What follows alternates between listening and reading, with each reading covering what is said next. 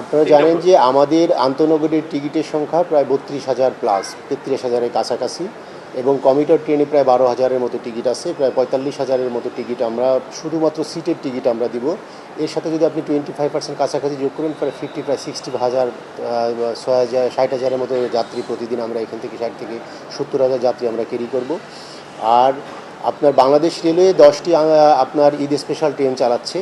আপনার ঢাকা থেকে দেওয়ানগঞ্জ পর্যন্ত একটা ঈদ স্পেশাল ট্রেন আছে, জয়দেবপুর থেকে পার্বতীপুর পর্যন্ত একটা ঈদ স্পেশাল ট্রেন আছে, ওদিকে চট্টগ্রাম থেকে চাঁদপুর পর্যন্ত একটা ঈদ স্পেশাল ট্রেন আছে, এবং ঐতিহ্যবাহী শোলাকিয়া ঈদ স্পেশাল যেটা, সেখানে আমরা 4টা ঈদ স্পেশাল ট্রেন চালাবো। ওটা শুধু ঈদের দিন চলাচল করবে। আমরা 25 কালকে থেকে ঈদ স্পেশাল না, আমাদের ঈদ স্পেশাল আছে 24 তারিখে আছে পার্বতীপুর ঈদ স্পেশাল, যেটা জয়দেবপুর থেকে ছেড়ে যাবে। 25 তারিখ থেকে দেওয়ানগঞ্জের ঈদ স্পেশাল চলবে। কালমে থেকে আমাদের যে শিডিউল ট্রেনগুলো আছে, সেই শিডিউল ট্রেনগুলো হচ্ছে আপনার আন্তনগর ট্রেন আছে 43 জোড়া, আর কমিউটার ট্রেন আছে আপনার 23 জোড়া, টোটাল 66 জোড়া ট্রেন আমরা প্রতিদিন চালাবো। যে সিটের টিকিট পাই নেই তাদের প্রতি অনুরোধ করব যে কমলাপুর স্টেশনে যদি স্ট্যান্ডিং টিকিট পাওয়া না যায়, কোনো কালোবাজারির কাছ থেকে টিকিট কেটে আপনি প্রতারিত হবেন না, আপনি কমলাপুর স্টেশনে প্রবেশ করতে পারবেন না, কারণ টিকিট কিন্তু 3 জায়গাতেই চেক হবে।